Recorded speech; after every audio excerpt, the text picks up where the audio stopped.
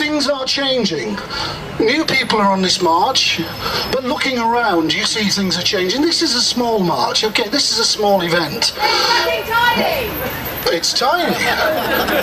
But let's not forget, it's replicated all over the globe. Something like 3 million people are out on these marches today. We're tiny, maybe here in London, but we're part of a global movement which is now picking up speed and is resonating amongst people who don't go on marches. 18 months ago, I came on the march against Monsanto in October, and I talked to the guys in the pub I go to, and they said, what are you doing tomorrow? I said, I'm going on a march against Monsanto, and they said, who the fuck's Monsanto? One of them thought it was a racehorse, another guy thought it was a Chelsea footballer, and wanted to come on the march because they hated Chelsea. But we started talking. We started talking about what was happening in the food. 18 months later, those people in the pubs have got a completely different view about GM food. We started a conversation. They're not going to come on a march, but they're talking about it. And the pub no longer uses, quote, what the landlord said, that GMO shit cooking oil, which they were using before. He didn't know they were using it. The supplier was sending it. He didn't ask for it. The supplier was sending it. Now he knows about it. Now he's not using it. So things are changing. New voices are being raised. Isn't it great the mums are here? Brilliant. There's also gardeners, faith groups, ordinary people who are never going to come on the march, beginning to raise their voices, and they need to. We need to get them to raise their voices and to start bringing about change. The usual suspects, us, people like me, is no longer enough. So we do have to encourage change. We are at a pivotal and major moment.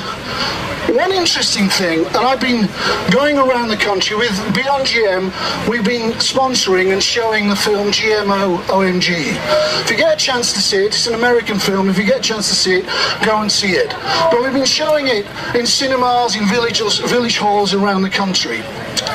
And it's amazing how many people stay behind and ask questions and discuss. They don't all like the film, and personally I think it goes on 90 minutes too long, but nonetheless they want to stay and they want to talk and they want to discuss. That's a major change, and we've got to build on that. What we're also realizing, what they're realizing is, it's not just Monsanto that you can't trust. We can't trust, and they realize, we can't trust our own scientists. We certainly can't trust our government, but I guess most of you know that. But we can't trust scientists. We can't trust the media. We can't trust academics. We can't trust the people who ought to be supporting and protecting citizens. We can't trust them to protect us, and people are waking up to that. We are at a critical moment, and it's vitally important. Here we are. Do you know that's the Ministry of Defence there? We stood outside the Ministry of Defence, and actually we stood next to a statue of Field Marshal Montgomery. Some of us are sitting on him, which is fine. I'm sure he wouldn't mind. But I was thinking, you know, what would... I'm against war, and I guess, look, all of you are against war, I'm sure. Nobody here is for war. But I wonder what my view in 1939 would have been about war. Whether I would have a different view. What I think, though, is like guys like Montgomery went to war to protect our democracy. They went to war to protect free speech, and they went to war to protect citizens from a totalitarian regime. The world was much simpler then. The totalitarian regime now is corporations. It's our own scientists. It's our own politicians. Those are the ones who are undermining our democracy and our citizenship. And the technology they're promoting is technology that is anti-democratic and anti-citizenship. And GM is the pivotal technology at the moment. It might not be the worst one. Nanotechnology, synthetic biology are lining up behind genetic engineering. If we lose on genetic engineering, we lose on those things. And that really would be catastrophic. So we have to fight that.